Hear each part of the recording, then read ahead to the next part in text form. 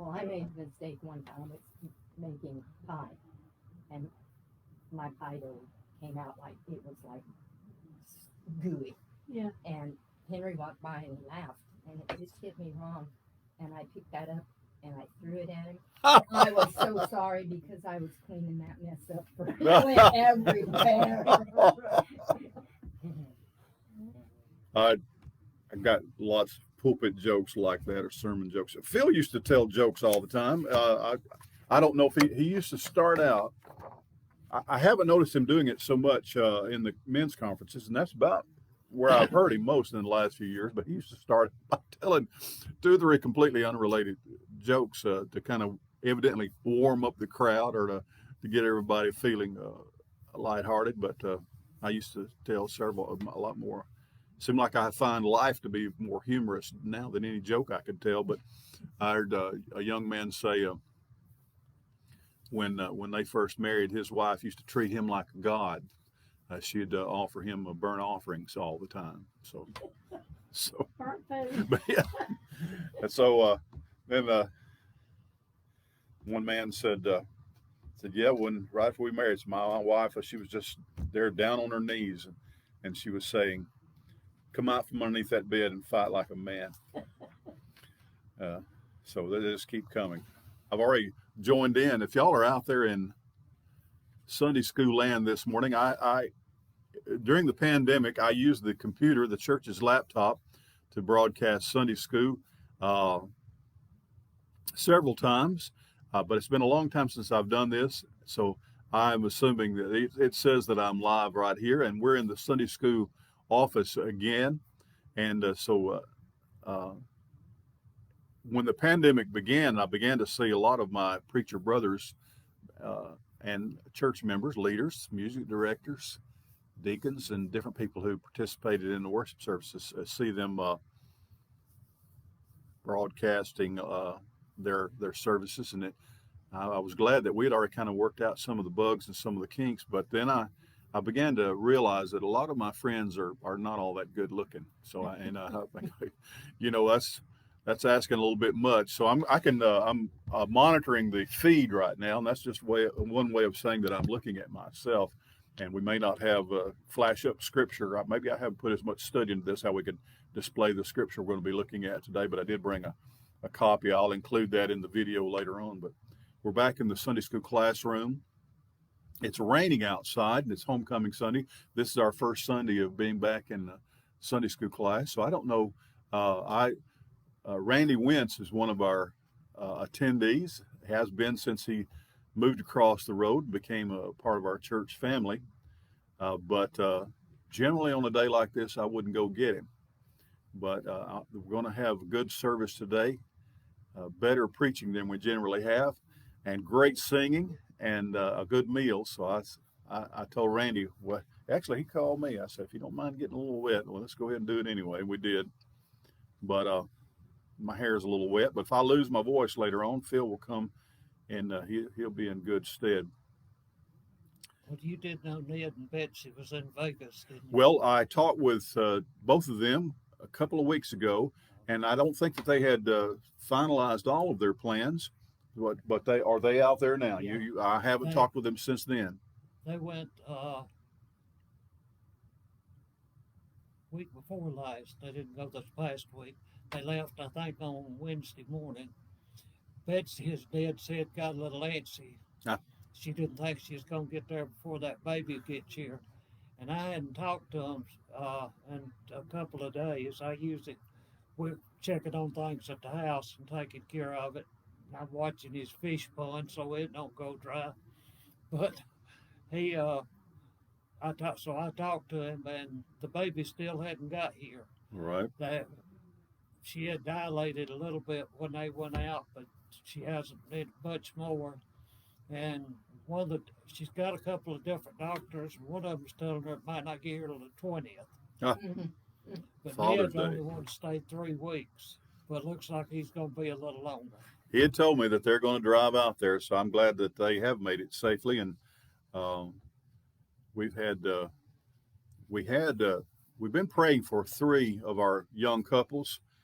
for some time now, and they were all anticipating and as we say, expecting. So we've got 2 down and 1 to go. I haven't heard of young Rhett. He had a little bit of breathing difficulties when he first arrived. Morgan and Austin's new little boy. Harper is, my kids are not going to be here today because Harper is going on her first vacation. And when he's nursing and she is nursing as well, and the kids are in school, and if you're going to take a trip, you just have to take it when you can. So Carice's maternity leave is just about over. I think she and Terry are going to go on a trip to Chattanooga with the kids when they get back from that to kind of use up the rest of the time. So we've got two babies have been born. So pray for Pamela and Murad, and it sounds like things are on the way. Thank the Lord for Ned and Betsy getting a safe arrival out there. The company that I used to work for many years ago, every year they used to have their company get together out in Las Vegas. I'd never gone, never thought I might go to that place. It was, I guess, the last 20 or 30 years, the people of the city of Las Vegas have been working very hard to make it a little more family-friendly kind of town. I'm not sure you might still exclusively call it Sin City anymore. There's lots of things there for the kids to do. Even grown-up kids like me, when Terry and I went there once, she went to see Hoover Dam and went on that big tour there. And then they had one of the great hotels there, the MGM Grand. They had Star Trek theme going on. It had already been going on for a year or so. And so that was right up my alley, and I enjoyed that. But they're out, Pam and Murad, the kids live out there, the two boys. Murad came here and visited us at church, I guess, about a year and a half ago, maybe 2 years. Got to meet him. He seems to be a fine gentleman, and but they're having a baby, and he or she will be here soon. So pray for Pam, and let me see. I'm just trying to comb back through my brain. I haven't heard anything of Joan Smith this week. And she's still staying with her daughter, but continue to pray for her, Joan. I didn't expect Joanne to be here this morning in the rain. I always pray for her Sunday morning, here and back. And when she was coming Sunday morning, Sunday night, and Wednesday night, that was quite a spell. I don't know if she could continue to do that now, but we may see the test of that as time progresses. But always pray for Joanne. I called and talked with Ann Sanders a long time the other day. JL condition is very serious. He's still alert in many ways, but there's just his consciousness and awareness. He's up and about and still physically mobile, and that's part of the problem there. He has a tendency that he can get away and get loose, more or less. He doesn't have good judgment, and it seems that the nighttime is the time of his greatest restlessness. And so Ann said that she's been making lots of plans and trying to arrange things so someone can watch JL today, and she's hoping to be here during our worship service. So I hope that is the case. But please pray for them every day. JL. Milton, my half is real bad too. He has gotten very, very serious. Is he still able to stay at home? Yeah, he's still at home, but Doris is having to wait on him hand and foot. I think the son comes and helps bathe him and so forth, but he's to the point he can't really do anything for himself. No. So that's it's a terrible thing to happen to anybody. It is, and I've seen so much of it, and the caregivers suffer as much or more, and so it's just very, very difficult. As pastor, one case, I guess, specifically I remember from Woolly Springs, where we had a couple they're both very active when I first came there, older couple, but she contracted, or I don't know how it's described, but she had Alzheimer's disease, and he cared for her. But he passed away before she did. She lived many years after he did. They had to place her in a care home, but he actually literally, he was such a wonderful caregiver, but it just was more than he could bear, more than he could physically withstand. It's just amazing the toll that takes on you, on their physical strength also. Yeah. It's just, and that's, we saw it to some degree with my dad, and to a great degree with my mother, and there's almost always someone that we're ministering with or praying with that have a I visited a couple of weeks ago. I have a cousin that lives in Athens. 30 years ago, his son was involved in an automobile accident, and so for 30 years, the son has been bedridden and has to be cared for hand and foot. 30 years, and he has no telling how long he might. But they were very careful to make sure that he's well fed, doesn't have any bed sores. He gets turned and he's clean and has everything that he needs. There was a minister and his wife at Woolly Springs that they had a son who shortly, when he was just a little boy, contracted some kind of fever and then was just bedfast the rest of his life. And I used to go see them often, and he just kind of lay in a hospital bed that they had set up in a sitting area where he could receive company. And I look and I see how can people do that? Where do they find the strength and the courage to do that? But it's tremendous commitment and love. And Anne is very tired, but just pray for her. Pray for Edna Whitman and her family. Kind of going back through my mental prayer list. Pray for Evelyn Garrison too. Okay. She's having a lot of issues now. She's been passing out at home. I didn't know that. She fell 2 or 3 times in the bathtub. Her blood pressure's real high, and they can't seem to get it under control. So she's still up going, but she has a lot of issues that she's continuing to go to the doctor, and they can't seem to find the cause of it. Oh, I didn't know she was having problems. Evelyn stays in touch with our church very much. She is always part of our prayer and comments and so forth through Facebook. She watches the Sunday school and worship when she can. And we went down there this past week. I knew that you were headed south, and I didn't know if you were going to be able to see her or not. Yeah, that's what we stayed with. That's good. Well, I'm sorry she's having health problems. Let's have prayer for her then. Those who are in transition right now are changing and things going on.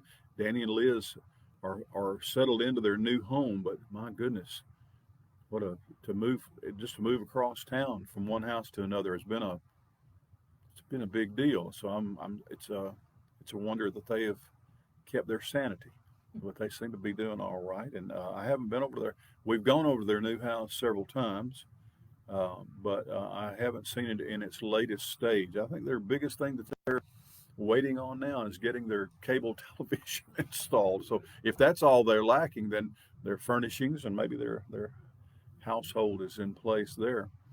When you hadn't moved as long as it's been since they have, you accumulate a lot of stuff. A lot of junk, I call it. Exactly. You wonder why you kept a lot of the things that you did.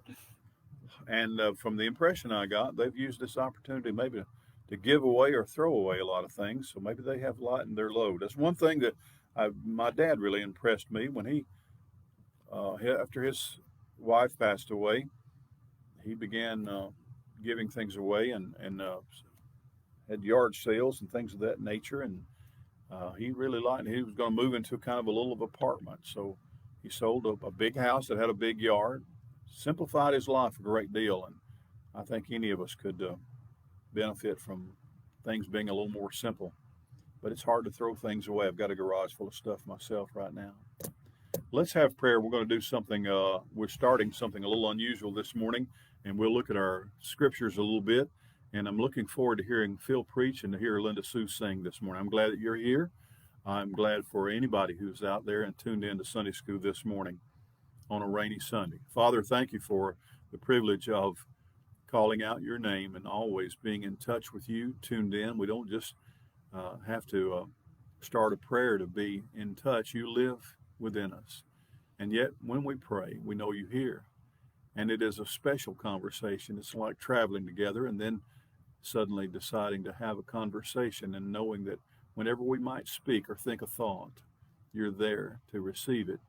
And because you care and you love us, and your grace is upon us. These people we've mentioned by name, and we pray for Evelyn. There are others that we've been praying for and praying about. It's been a difficult year in our nation, our country, around the world. People suffering in many different kinds of ways and facing financial and emotional and physical disaster. Lord, we just, I hope, and it is my prayer, that all of these troubles and challenging things have called many people to you. Lead us as we study your word. Teach us something new, something that makes a difference in our life, not just so we'll know more things, but we'll be trained, we'll be better prepared, we'll be equipped to live the life that you want us to live, that you called us to. We thank you for every one of our loved ones, our friends and family members, the members of our church, their families. We hold them up. We ask you to keep them safe and in your care. For I pray this, Lord Jesus, in your name. Amen. This spring, Danny and Liz were privileged to attend a graduation for a nephew from University of Auburn. And that we have also kind of watched him grow up, though he's a member of Liz's family. But my dad enjoyed him almost as if he were a grandson growing up. And but he graduated this spring. And I remember many years ago when they were rousting him when he was just a little bitty feller and rousting him up to get ready, and they was all headed to church. And he didn't really want to go to church. He said he already knew everything about God, and it wasn't any need for him to go back to church. Well, how disappointed he was going to be when they introduced him to school, because he going to find out he had to go back to school the next day too, and the next day and the next day. My son did that in school. He just said, why go back? No, he had an assignment. And a teacher walked around and his page was blank, and she said, David, why haven't you done your work? He says, I already know it. Yeah, I've already figured all that out. You know what, I think, there are, we're going to talk a little bit today about equality. And we hear so many lofty things these days about equality, and I think some of it is mismeasured. But there are people. I tell people that I work with all week long that there are people smarter than I am, and I think sometimes in classes, school classes, maybe especially when there have been especially bright children or very smart or very keen or adept, that maybe they sometimes when you see a child disobeying the rules or not falling in line or not following the class plan, sometimes it might be because they're a little bit bored, because not everybody is the same. We're not all equal. There are people I've always noticed in classes my schooling. There are always people smarter than me. I sought them out. How can I do this? I wanted advice, or how do you study, or why is it that you can do that? So that might be the case. But recently I preached through the book of Job, and here we are in Sunday school looking at the book of Job in Sunday school. And we might say, well, Brother John preached to us from Job, so we already know everything about Job. Well, that couldn't be farther from the truth. I've found that a book that is so deep and wonderful and has so much flavor in it and so much wisdom and knowledge in it that you can study something over and over again. But we're going to do it. We're going to approach it from a little bit different angle. The story of Job, just to remind us, you kind of give a thumbnail sketch for each sermon, but the story about a man named Job took place probably around the same time in the Bible's chronology when the patriarch Abraham was on the earth. Now, our Sunday school book looks like this. Let me show it to the camera as well as everybody. Everybody's got one that's here. If by some chance you're listening in, or if those of you who are here know someone that we still have some copies of the book, and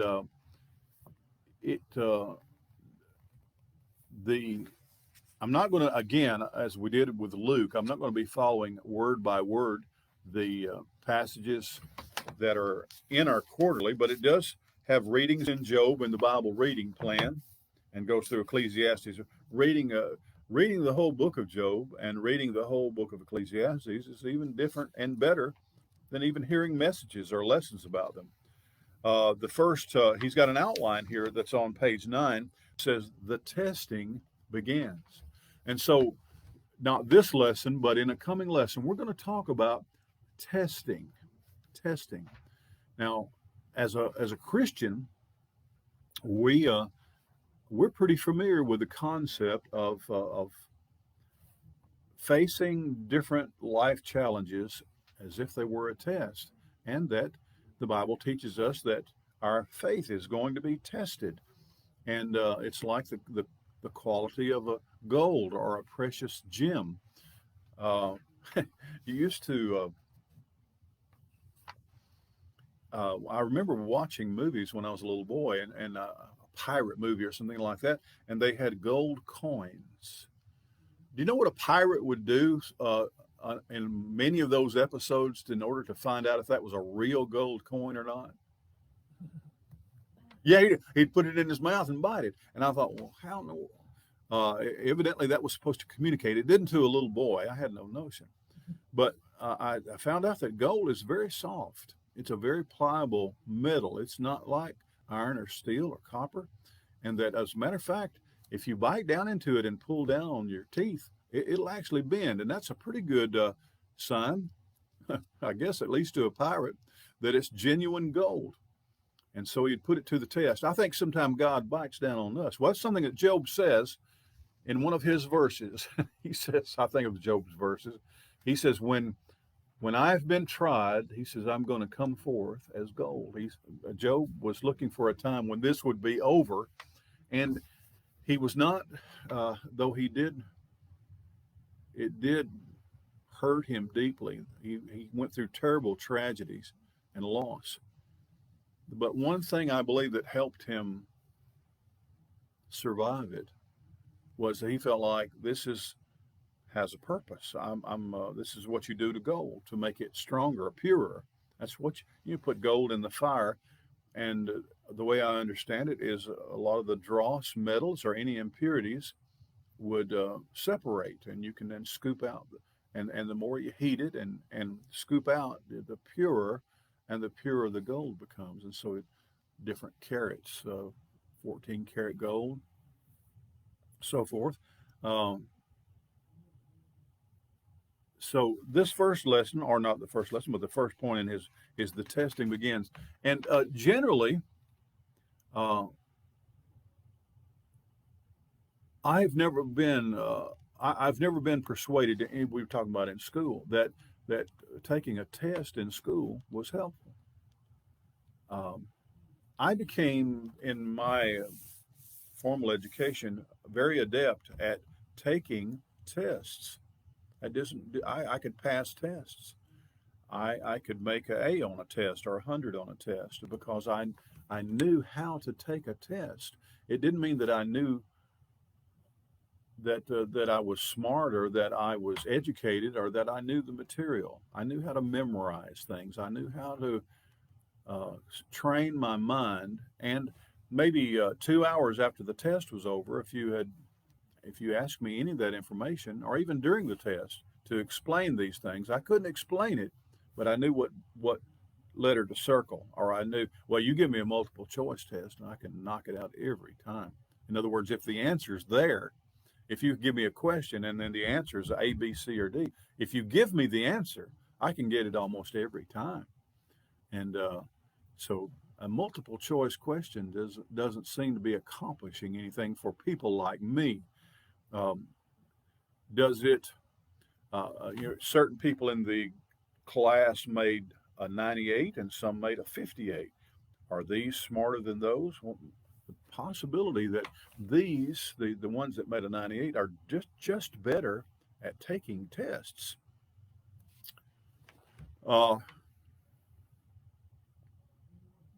So generally speaking, I would never place two things. I never did place two things down in front of my children and ask them which one would they like to have.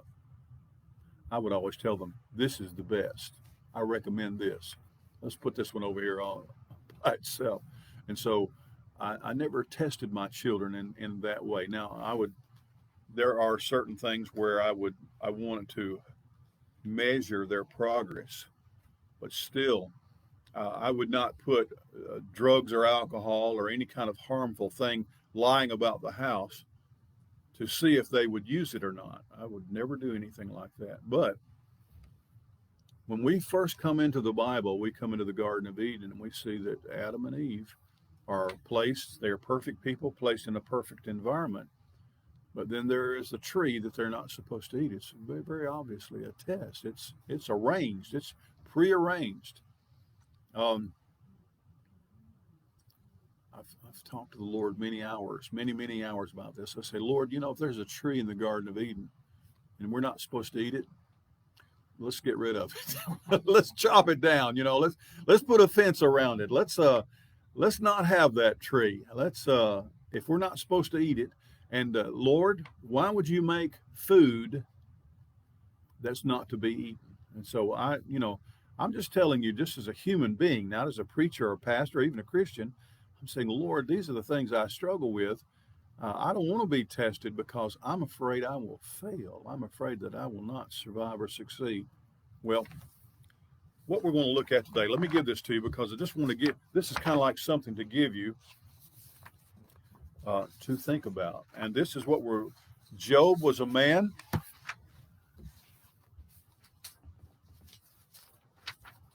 Going to be talking about favor today. Job was a man who lived many years ago in the Middle East, and everything that the book of Job tells us about him gives us the impression that it's very much like the life and the world that Abraham lived in. And we know a little bit about Abraham. There's quite a bit about him in the Bible. But we come into the first chapter of the book of Job, and we're introduced to Job. He was a good man. The Bible says that he feared God and hated evil. Now, the fear of the Lord in the Bible is a good thing. It doesn't mean being so much being afraid of God as it is talking about having. Yes, it does involve a little bit of emotional restraint and hesitancy, very much like just being afraid. Very much, I have always thought of it. I always felt a little bit cautious around my parents, a little bit afraid of them in a sense that I knew that they could punish me and that they were watching me, that I needed to, my world was happier when my parents were happier.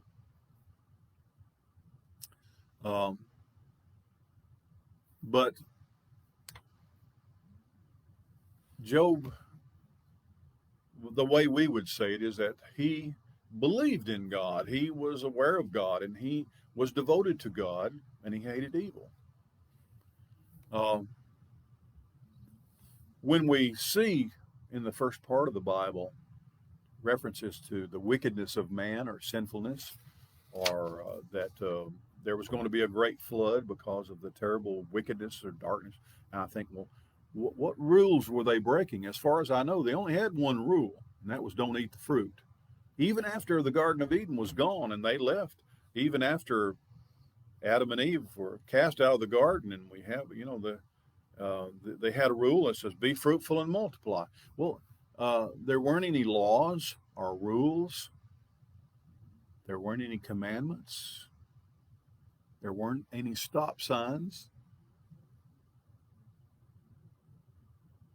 Kind of shows you a little bit about the way we think, where our minds are kind of pointed. Most people call it go down to the red light. Well, let's call it a green light. I like it when it's green better, but we don't. We said go down to the red light. Well, sometimes it's green. As a matter of fact, it's green as about as much as it is red. But go down to the traffic light and turn right. Go down to the red light. But it seems like the red lights in life are what we're supposed to pay the most attention to. Of course, then you ask everybody, what does the yellow light mean? And you get a whole realm of different kinds of answers. Some people think that means speed up and go faster. Alabama's the worst state I've ever seen for people that running through yellow? Red lights. Running red lights? Yes. I've never seen it anywhere else where they do it so much. There's probably many things, and probably in some of the larger cities like Birmingham, Tuscaloosa too. It's probably worse there than any place, even in Alabama. Job, this is something that the book of Job says about Job. And then in chapter 2, in chapter 1 and chapter 2, God himself, in talking to Satan about Job, say he loves me, he hates evil. So God had a really good impression of Job. He loved Job, liked Job a lot, and he was fond of Job, bragged about Job. I kind of made an apology this weekend about putting so many of my grandbabies' pictures on Facebook. I said, if you're getting tired of them, you're just going to change the channel, because every time, it's not just a picture of my grandchildren. It just seems like to see them doing things like in a contest or a competition, or taking care of each other, or losing a tooth. It's not just their image, not just their face. It's that they're doing something that makes me proud. And it takes very little to make me proud of them, I guess. But God was proud of Job. And the devil said this. He says, let's look at this. Here on your page is Job chapter 1, verse 9. It says, "Then Satan answered the Lord and said, Does Job fear God for nothing? Have you not made a hedge around him?" Now, we have fences. We have barbed wire fences, and we have picket fences, which are more decorative, I guess, than they are fencing. We have chain link fences. But what they used to do in those days, they would grow a hedge. They would actually plant different kinds of shrubbery that were so thick that the animals couldn't get out, and wild animals sometimes couldn't get in. And so a hedge was used as a corral. "You've made a hedge around him," Satan says, "and about his house, about all that he has on every side. You have blessed the work of his hands, and his substance is increased in the land."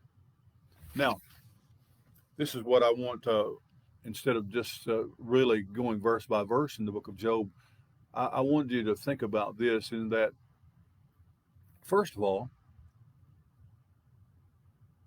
any kind of satanic conversation that goes on in your life, any kind of temptation, even when you're struggling within yourself about right and wrong, or choices, good choices and bad choices, you will see that sometimes within bad circumstances or bad situations, there might be positive things within it. Very seldom we see something that's just strictly, purely evil. As we said, mankind just might be described as being evil, but say, how would you say he was evil when he wasn't breaking any of the rules? He wasn't. There weren't any commandments. There were no prophets. There were no kings or priests or policemen in Abraham's time. There was no list of things that Job was supposed to do or not to do. And so anything good or bad that came out of his life was from his own personal desire. And evidently there's enough of God and the image of God made in us is that even without rules and laws and commandments, don't make no mistake about it, God knows the difference between right and wrong, and he knows what is good and what is bad. And evidently this is imparted to us. And when we are betraying that, when we're violating that part of God that's in us that says that's wrong, that's bad, that's not a good thing, then we're being untrue to the image of God, being untrue to the mind and the heart of God. So here in Satan's statement, he's making really two accusations, and one of them is correct. One of them is true. Here's the first one. You have blessed Job. You favor him. Everything he touches turns to gold. You've been good to Job. There are many blessings of God in life, but Satan is making an accusation. You really like Job, and you help him. You watch over him. You care for him. You protect his stuff. God didn't say, no, I haven't. He did. God doesn't deny it. And that's not a bad thing. As a matter of fact, Joe's going to admit that in the next verse that we're going to look at. But here's the second thing that's why when the devil comes to you, everything that he says is not a lie. Everything that the devil says is not wrong. He always mixes a little bit of truth with what he's trying to pitch. That way, he sugarcoats it. He puts good things with bad things, and it's. Have you ever tried to give medicine to dog or a cat? You got to hide it in a piece of cheese or put it in a hot dog, or you got to figure out a way. You got to get this dog, and sometimes a dog, you just give him a hot dog weenie and go like that, and swallow, and then just spit that pill right out. Just want to grab him and say, "You better take that pill, boy." Wind up just putting it down. I've seen veterinarians take like a long tube and put it halfway down the throat, and do that to a horse, especially. Get a horse. We talk about horse pills, There's one pill that I have to take every day that has potassium in it. I have to take a fluid pill, and if I don't take a potassium pill, I hurt all over. I still hurt all over. But I don't know what to do if that potassium pill looks like a goose egg, and I have to drink water and swallow it, and I think I'm going to die every time and it says on the do not crush this up and drink it. You got to swallow it. Satan will mix those whatever he wants to give you, he'll stick it in a donut and give it to you. Here in Job chapter 10, verse 12, Job says, "You have granted me life and favor, and your visitation has preserved my spirit." Now remember, he's lost all of his children, he's lost all of his wealth, he's lost his health. You have granted me life and favor. He might say, up to here, it's all been pretty bad lately. But no, he's looking at his whole life. And even though he feels so bad and he's so sick and he's really hurt at God, he says, you have granted me favor. And really, that's what Satan's accusation. It says, God, you have made Job one of your favorites. He's one of your favorites. Someone might ask you, if you have more than one child, which one do you favor? Which one is your favorite? I see parents trying very hard not to show favoritism. But this word, and I put it down here at the bottom of your page, it's the word, it looks like chen, C-H-E-N, and that's the way it's spelled as an English word, but here's what the Hebrew word looks like, and it's actually pronounced chain. Chain. It's a keth and a noon. It's a lot of foreign languages kind of sound like a clearing of the throat. Chain. And it's the word that is often in the Old Testament translated grace. Grace is favor. Favor. It's grace is something that someone does for you or gives to you, and it doesn't mean you deserve it or that you've earned it. It's just that they want to do something for you, and they do. It's grace. Christians have a very clear understanding of grace, especially in the New Testament. We understand that Jesus died for us to provide grace for us. And certainly what Jesus does for us, there is something that if we will accept Christ and we believe in Jesus, we'll have something from God that everyone doesn't have. God gives us salvation, and God doesn't give salvation to everyone. Now, there are Christians who can be described as universalists. A universalist is someone, a Christian often, who believes that God has saved everyone, or he's going to save everyone, that everybody's going to heaven. Now, most of the Christians in the world today, the greater majority of Christians in the world today, believe that every single human being eventually is going to be saved. It's very hard to support that. That's what I would want. That's what I would recommend. But there are more Catholic Christians than any other kind of Christian in the world. And the Catholic doctrine teaches that if you're just an abject unbeliever, just an atheist, when you die, your spirit goes to hell. But while you're in hell, the fire there or the torture or the torment is intended to cleanse you, to change your mind, to convert you. And then you reach a certain place, and the clear Catholic doctrine, their dogma teaches that there are